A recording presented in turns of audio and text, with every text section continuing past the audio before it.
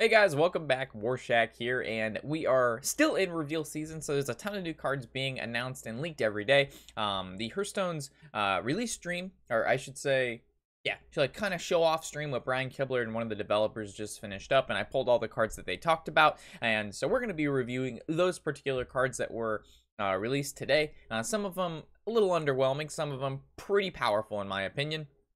And it was actually a little bit of a shorter stream than expected. I thought they were going to go over a ton of new cards, and it was only like anywhere between 8 to 15, I think, somewhere in there.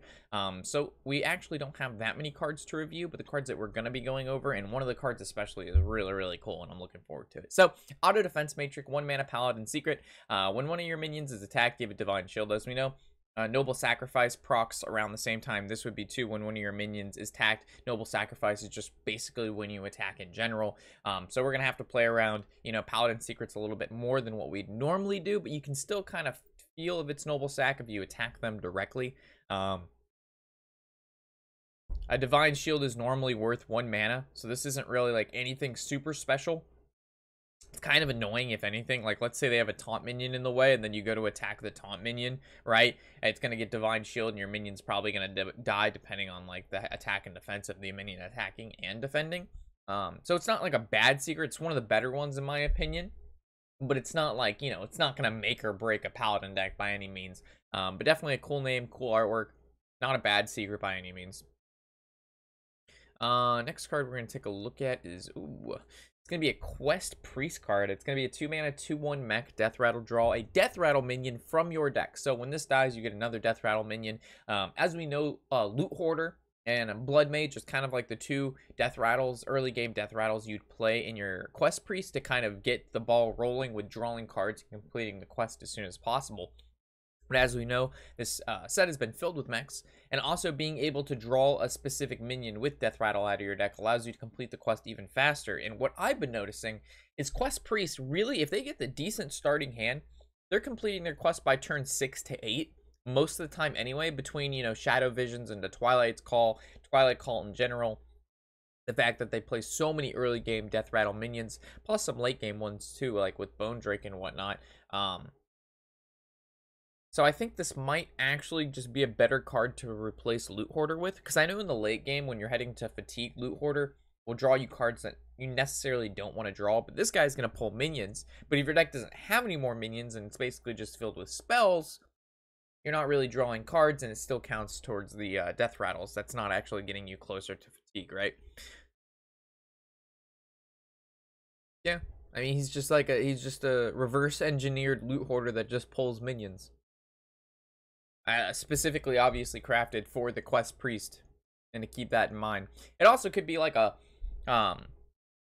like more of a mid-range Mech Priest. You know what I'm saying? Like if we have like a mid to control deck of Mech Priest, and like drawing the mechs is very, very important to the deck, to like getting a combo or something off, which we might see. We might see like a combo Mech Priest deck, and this guy is like really important to allowing you to draw your combo pieces quicker, because he's allowing you to draw directly into mechs, and then being able to bring them back to life and then continuously draw mechs from your deck could be really important too. So this guy might have actually multiple uses and might not just be found in only exclusively the Quest Priest. So definitely going to be looking forward to where that guy and how I can fit him in some, like, maybe some OTK decks or something. The next card we're going to take a look at is, I think, very important to have these kind of cards in the game, especially when we have decks like Shudder Shaman in the works.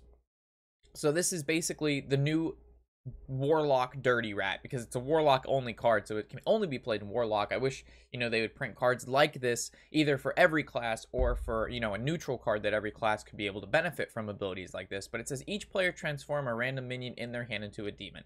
So basically what this says is, if you're playing against an opponent that has a very specific combo that utilizes, 1 to 2 minions, or maybe more than that, and once they obtain those minions, they win the game basically during the late game, because they push all of these combos together, and they're able to execute you in 1 or 2 turns.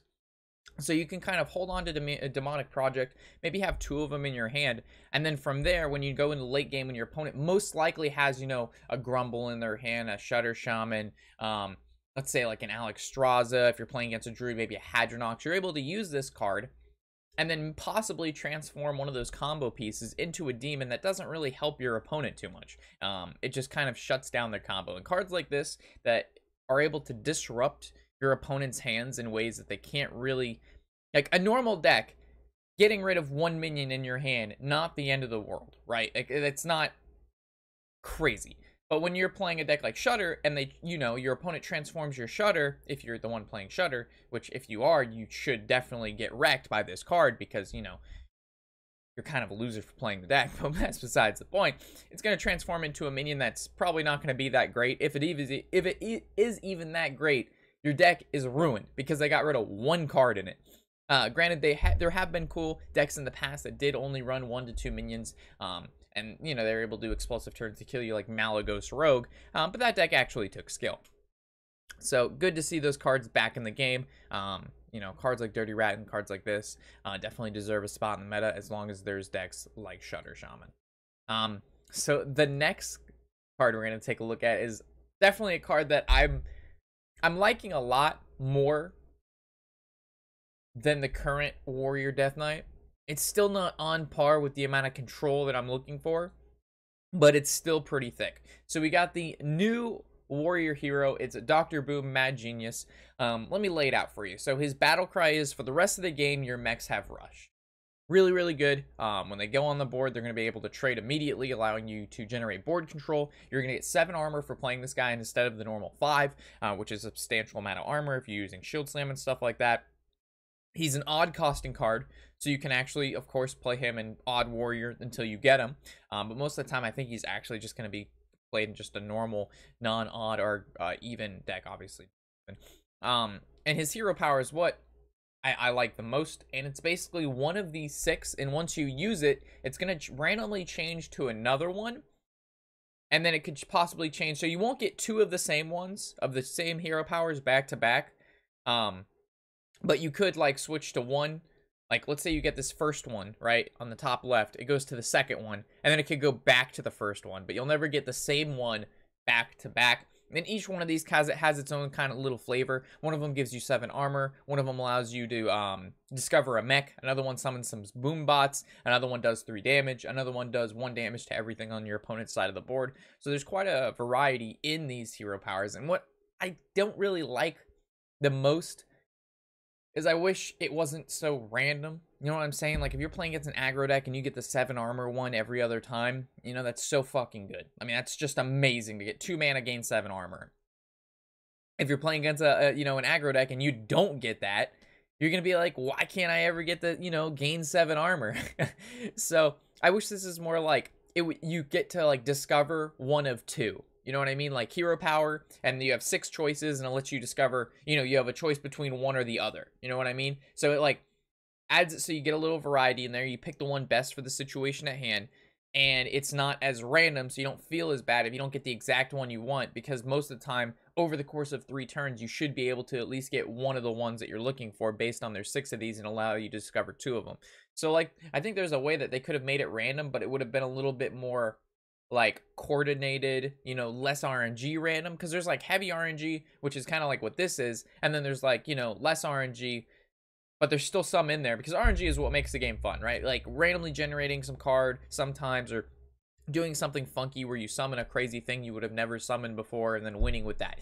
Those are the highlights that make, Hearthstone what it is, and what's very enjoyable. But, like, 1 of 6 hero powers, I don't know, like, I just feel like they could have, like, don't get me wrong, I like it. It's much better than fucking the Warrior DK. That shit sucks. I hated that card. I'm glad they replaced it at least with something, half decent, which I think this card is fairly powerful.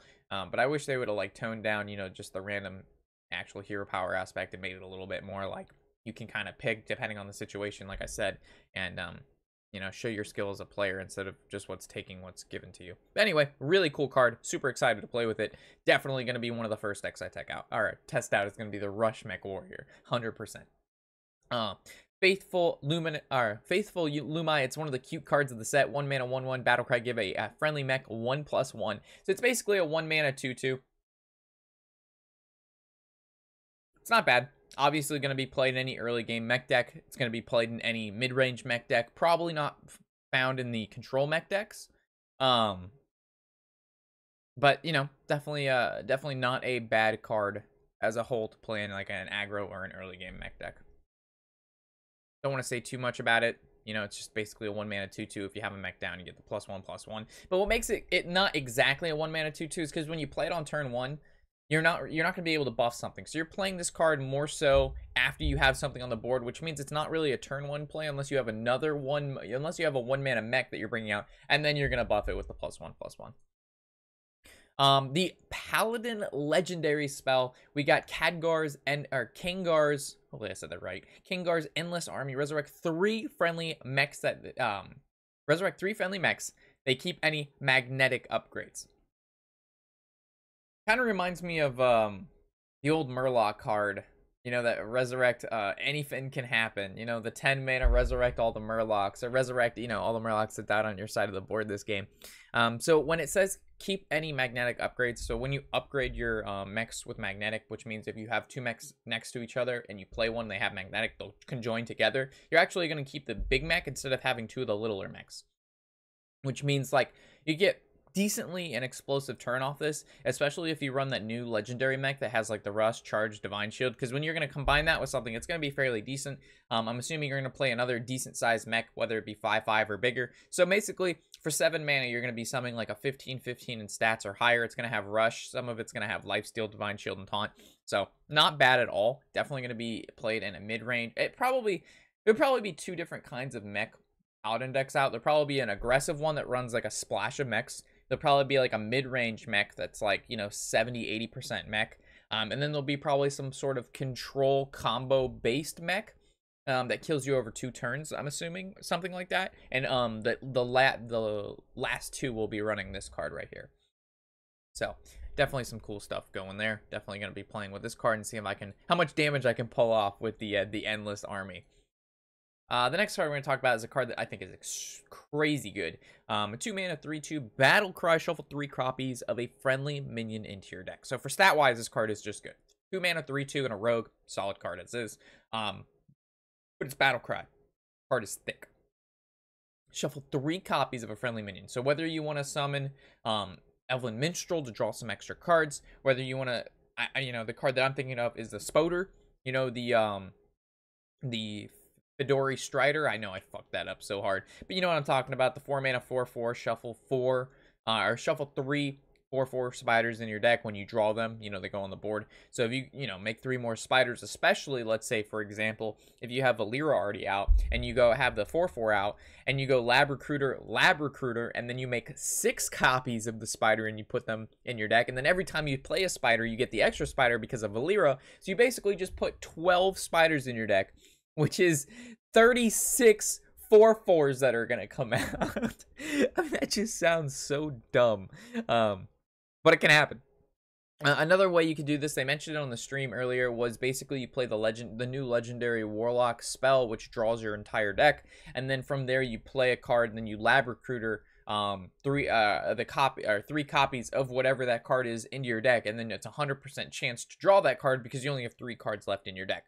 So whether or not there's going to be some sort of combo rogue deck that it aims to accumulate like X amount of cards in their hand. Once they have those particular minions and spells in their hand, they destroy the rest of their deck. They play those 2 cards or whatever card it is. They shuffle 3 in their deck, and once they draw 2 out of the 3 or 3 out of the 3, they combo and kill you.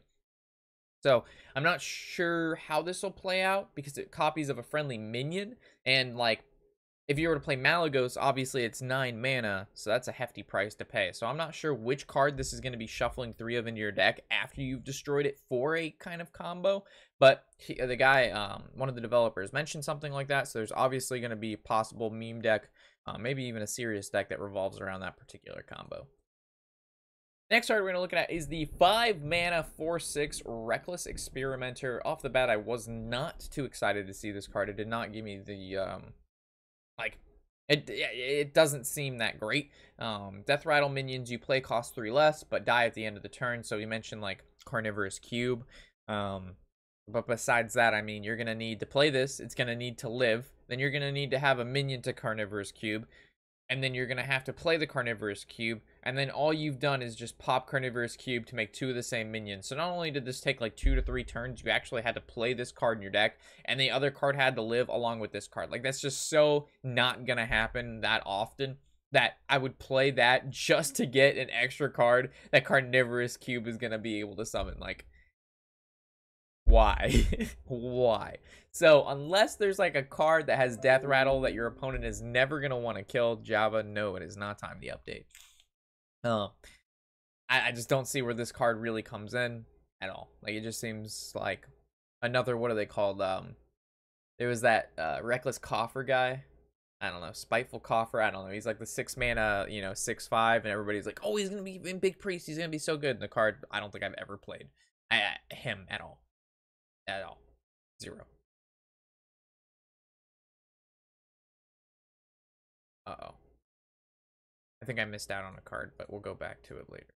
All right, next card we're going to take a look at is the Unexpected Results. This card to me, super cool. Don't know how good it's going to be, but super cool. 4 mana, summon 2 random 2-cost minions improved by spell damage. So what this means is for every spell damage you have, it'll summon an additional costed minion. So let's say you have 1 spell damage out, it'll summon 2 3-cost minions. And if you have 2 spell damage out, it'll summon 2 4-cost minions. So basically his reasoning behind this particular card was spell damage is currently only used at like aiming to kill your opponent in 1 to 2 turns based on that spell damage. So we think of like Malagos and stuff like that. We use the spell damage to do additional damage with spells to kill your opponent directly with whatever. So this is aiming to add a little twist on that. So you're using spell damage not to kill your opponent instantaneously, but to summon relatively decent sized minions, are like, you know, 2 7/7s or 2 8/8s, and then kill them with minions instead. The problem is, why the fuck would I want to play minions that can be destroyed if I can just play spells and kill them? The aim of the game is to kill your opponent as fast as possible before they kill you. And if spells that get buffed by spell power kill your opponent, why would I ever want to change the game plan to something that my opponent can counter? So as cool as this card is, and I really like it, it's just, in my opinion, subpar to just playing cards that kill your opponent, like spells that benefit from spell power. Plus, on top of that, you have to play stuff that gives you spell power and or minions that have spell power, and normally they're not that greatly statted because they have spell power, and then you're just summoning more minions. Plus, you can't even do this that early in the game because this costs 4 mana, and then however much the minion that costs, you know. So we're talking about, this is a very late game card if you want to get max value.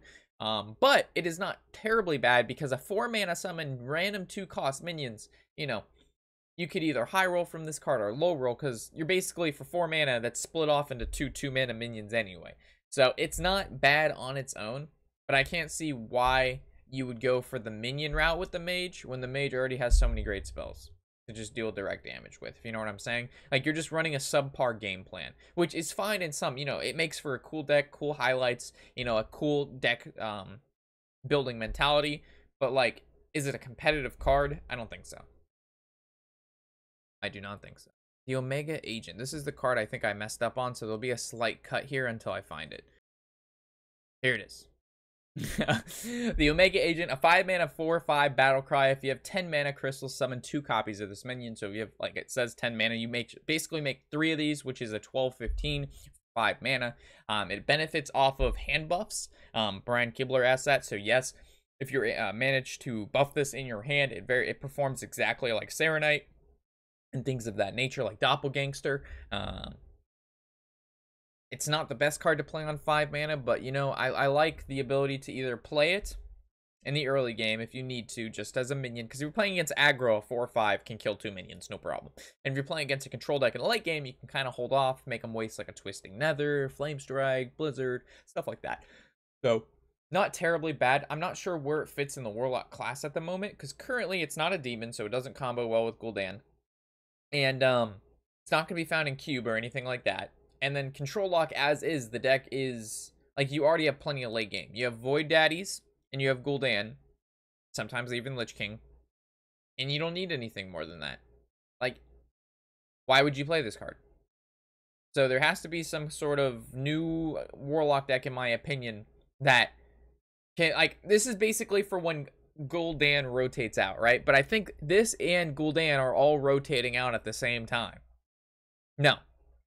No. All right. All right. So, yeah. So cards like this are made so when Gul'dan rotates out and Draxus is back in the picture, cards like this can exist because now you have a 10 mana card that it's basically, instead of summoning a whole bunch of demons, you're just summoning a whole bunch of Omega agents. You know what I'm saying? So it's like a half a Gul'dan, and you get no hero power, and it's not a demon, and it doesn't win you the game the second that you play it. So it's subpar to Gul'dan, but nothing can be ever as good as Gul'dan because that card's fucking broken. I hope they never reprint Gul'dan. That card is so good. I don't know how that got past testing. Oh my gosh. So the last card that we're going to cover is going to be the Weaponized Pinata. The second I saw this, I thought of Fortnite, and I thought of the llama. I'm not going to lie. I was like, llama!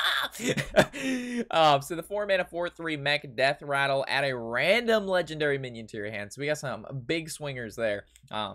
Legendary minions, as we know, they could be very subpar, or they could be very, very powerful. So again, kind of random there. Reminds me of Piloted Shredder a little bit. Instead of, like, you know, it's not dropping a 2-mana card anymore. It's putting a legendary minion in your hand, which is not exactly the most tempo-based play, but it's a value-based play. So, yeah, I like it. I mean, I'm not going to like it when my opponent gets, like, fucking Tyrion or Deathwing, and that's their only out. But besides that, I mean, any card that gives like random legendary minions allows players that normally wouldn't be able to afford them the ability to play them.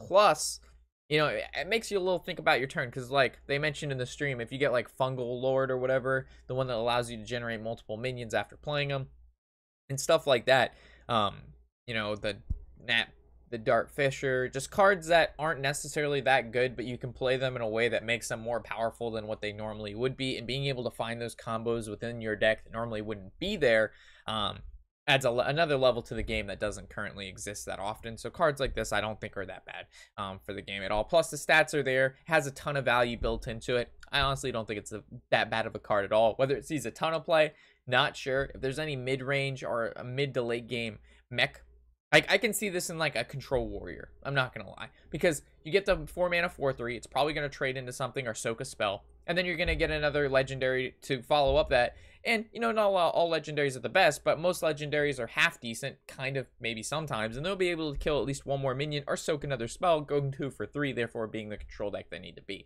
So, not too bad. So with that, if I missed out on anything, if you'd like to add on to anything that I've talked about, feel free to do that in the comment section below. I always love reading what you guys have to say about all these new cards and all that good stuff. So with that, thanks for watching, and I'll catch you in the next episode or on Twitch. As always, I'm more Shaq and happy, whatever the hell day it is.